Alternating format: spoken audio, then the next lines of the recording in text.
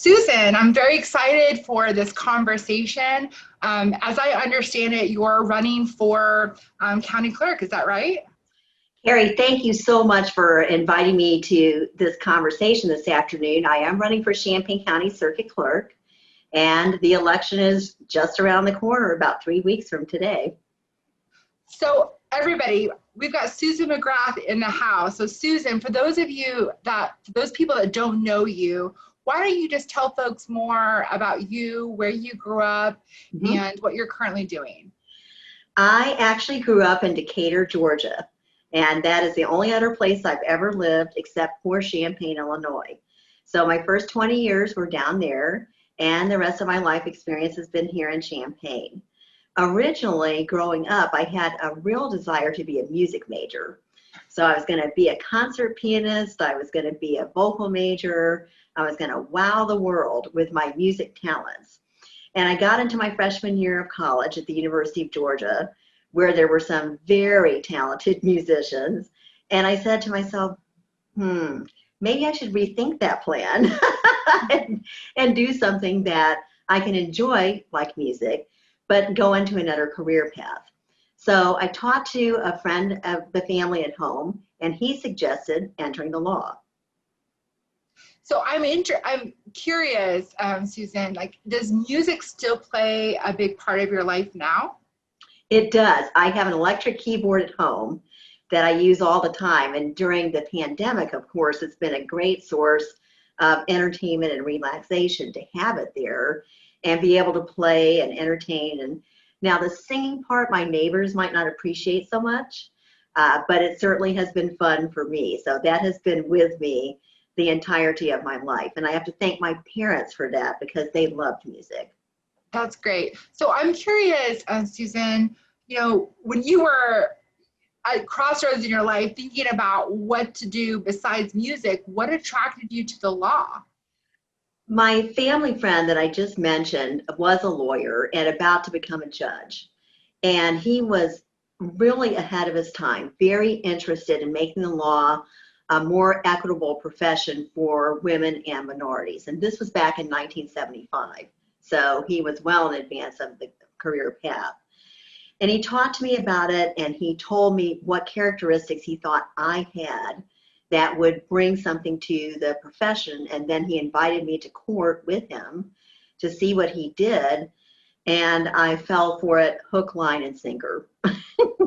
Great.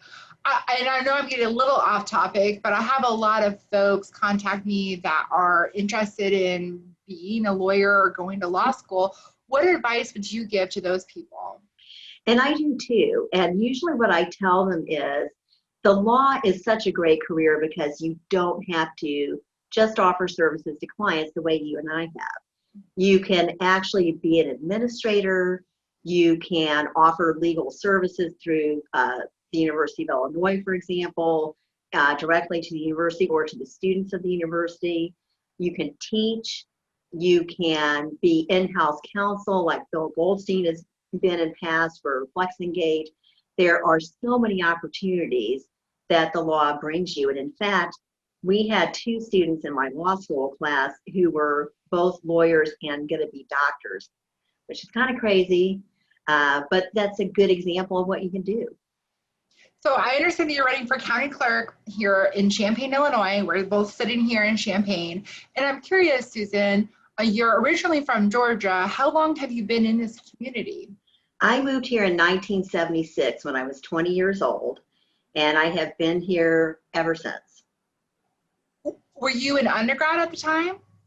I actually was. I had finished through my sophomore year at the University of Georgia, and then I had taken a year off to work for the Jimmy Carter campaign. So that's what I did before I moved up here to the University of Illinois.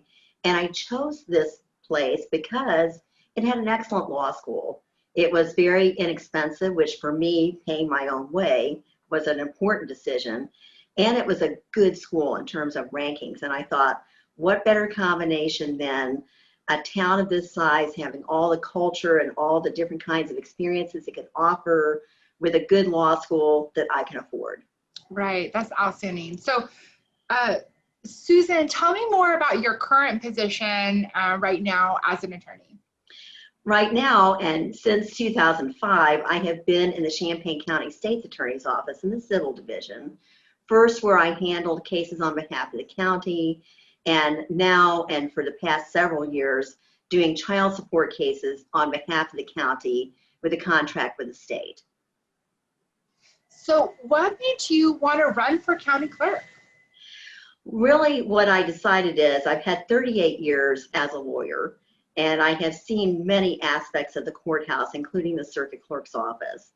And I thought with my experience in government, being previously on the Champaign County Board, the Champaign County Sanitary District, and all the boards and commissions I've been on within the community, that I had a unique perspective to offer, not just as a lawyer, but also as somebody who uses the courthouse, who knows the users within the courthouse, who understands why that office is important and how people use it in their day-to-day lives.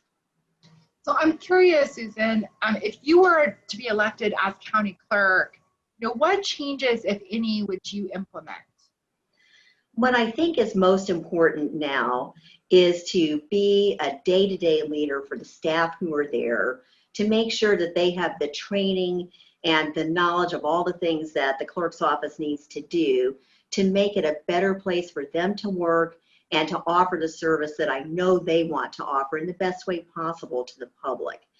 And that is going to involve really a very thorough examination of the positions within the office, what they have available, what they could have available. And what I'd also like to see is us using interns from the community, from the colleges, not only the University of Illinois, but also Parkland, so that people, as you said, can get an experience within the courthouse and find out what it's all about and what they could do to make it a better experience for everyone. Yeah, I think that that's a great point because, when the behind the scenes at the courthouse is running more smoothly, then it's better for everyone. It's better for me as an attorney. It's better for the litigants. It's better for the community as a whole. And, a lot of us don't really see behind the curtain. So I think that that's a great way to sort of look at it. So what skills do you think that are in your background or experience that you would bring to the table? I understand the terms and the importance of the various functions that the circuit clerk's office has to perform. And obviously, it's not just filing documents. It's also making sure that people are connected to resources they need to pursue their cases. It is training people on how to use our new system of electronic filing. It's making sure that fines and fees are collected properly and distributed to the various agencies to whom they belong. It is a lot of education for people who are users and also potential users, so that they know, for example, how to expunge a criminal record, how to get a passport, what to do when they're called for jury duty, what happens if they're handling a case involving their child.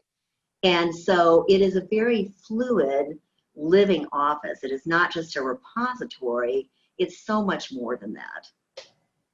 So I hear the phrase like justice for all. So how do you think that the county clerk, that position, or the circuit clerk really plays a role into that? I think one of the most important things is for the growing number of pro se litigants that we have at the courthouse.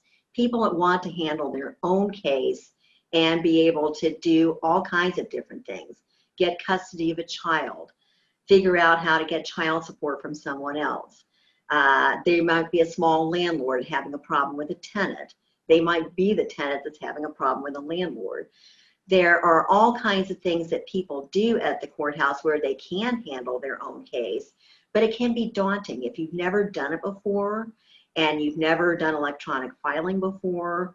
You need to know the ins and outs of what it's like to do electronic filing, what kind of forms you need to complete, how do you figure out what the fees are or do a fee waiver. And so part of it is just directing people to what they need, but it's also showing them how to use things. How do they do the electronic filing, for example? Yeah, I think that, when people come to me for, let's say, divorce mediation, and maybe I draft something up for them, and then they have to go and figure out how to file everything. I mean, it's an overwhelming thing for pro se litigants to figure out what to do. So I'm It glad is. to know there's some guidance there for folks. And the clerk's office is so often, Cari, as you said, the first place that people go to when they get to the courthouse, because physically it's right up the stairs as you enter the building. And some of it is just to let people know what resources are available. So if they want to talk to somebody about how to do a case, there's a self-help desk, the Ask a Lawyer desk, Land of Lincoln. But they probably don't know those things unless we give them that information. Just an example of how we can help people get to the resources they need. So a frustrating time, I think, for a lot of us was this past spring when we were in shelter in place and the court system was shut down. And, I had a lot of, sympathy for pro se litigants that weren't really able to get into the courthouse during that period of time. What are your thoughts on what the court system or what the county clerk could do if we were going to have another shutdown to help those pro se litigants during that time? And a great question. And what I have thought about is a lot of people are in unfortunate circumstances where they have to use a food bank, a food kitchen, an emergency shelter. There are places that I believe we could use as nodules, so to speak, for the courthouse, so that there would be a place where somebody could get to the technology that they would need to do electronic filing. Because you're right, a lot of people could not get into the courthouse for 10 weeks during the time that we were shut down. That's a long time. Yeah. And it delayed everything that they needed to do in order to advance some kind of a case that they were trying to pursue. And it meant delays in getting their case into court once they were able to get into the courthouse. And so I would like to be prepared to be able to offer something, perhaps through a couple of the local churches as well. And as you know, we've been having one church that has participated in the expungement seminar, for example. I think that there, in this community, are so many resources and people that want to help. The Immigration Center being another one of those. And I think we need to prepare, as you said, not just for this pandemic. There may be other such things like this in the future. Exactly. I mean, I think that we never in our lifetime could have imagined this, but I think we need to be prepared that it could be this, or it could be something else that would cause the court system to shut down on a temporary basis. That's right. And as a community, we have to be able to keep going. And as you're doing today, as you and I are talking like this, videos that can be put on websites, not just for the circuit clerk's office, but for other entities as well, are a good way to instruct people and educate people on these resources and how to do those things that they might not be able to get to if the courthouse is not open. Right, absolutely. I mean, I am really happy to see that the court system is progressing. Like, people can ask for Zoom hearings, but even a pro se litigant might not even know how to make that request. And so there are complicated processes that the public needs to be aware about.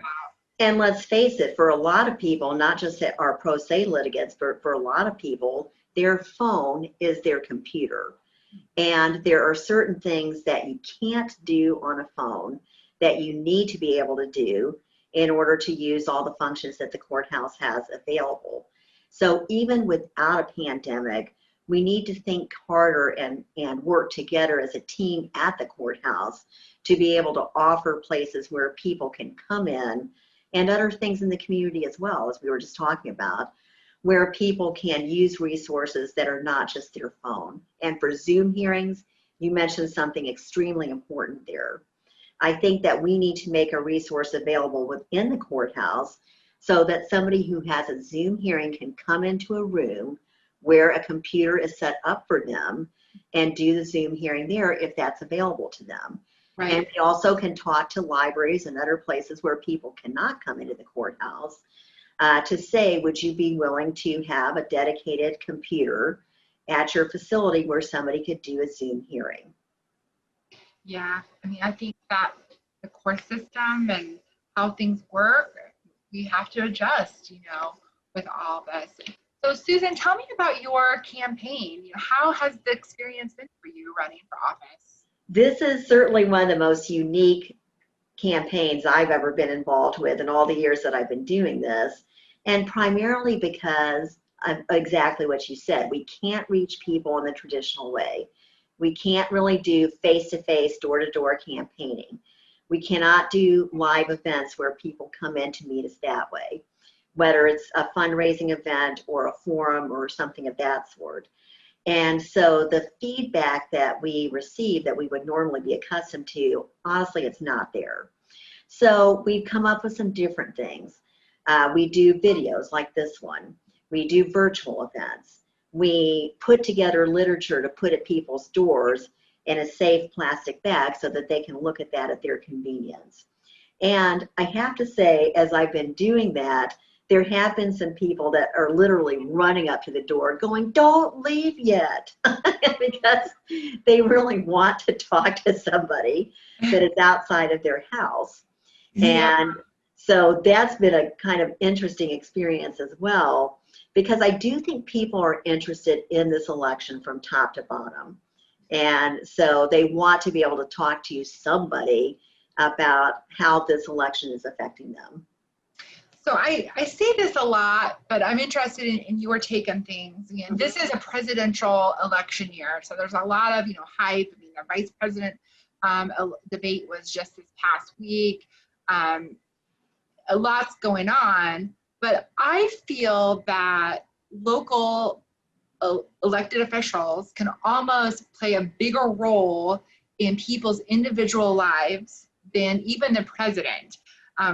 What do you think about that?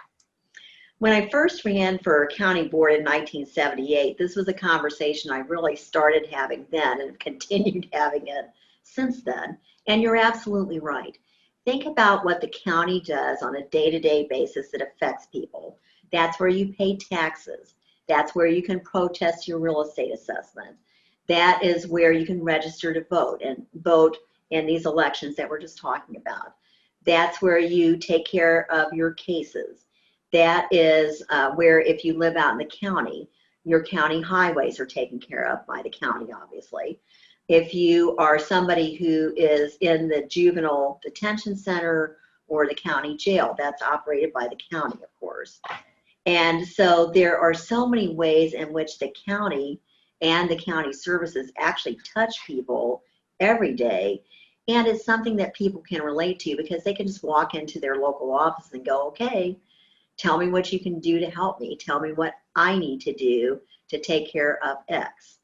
And it's virtually impossible to do that as you go higher up the election ladder.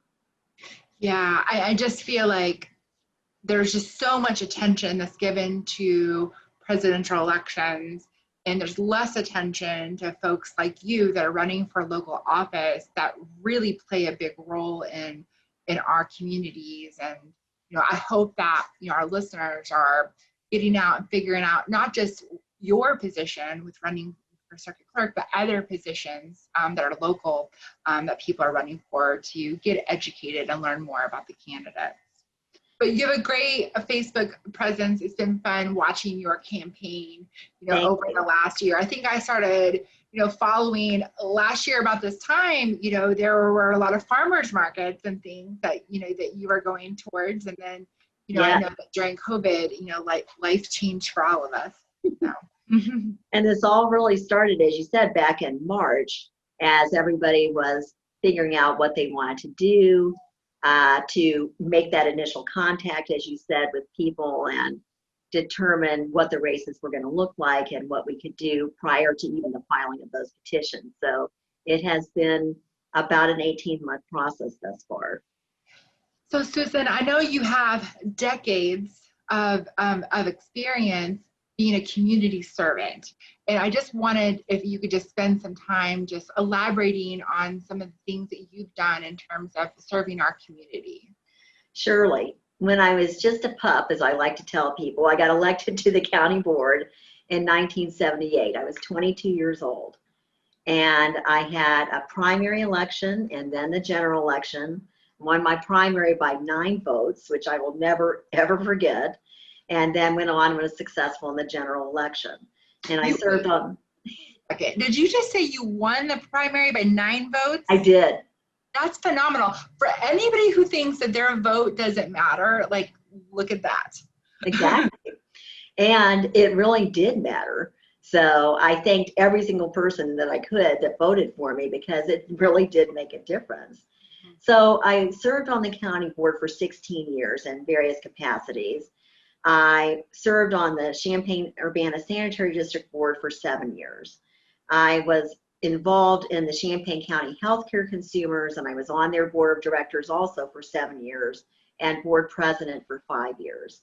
I have been involved in the business and professional women, both at the local level and the state level, since 1982. I'm past president of that organization and secretary, again, because somebody needed to fill that role during COVID. So I volunteered to take that one on. I've been on the Elder Abuse Task Force since its inception in 1993.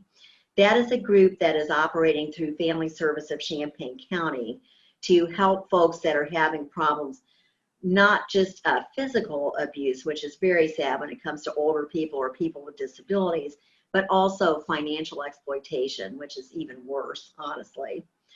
I have worked with the Girls Club.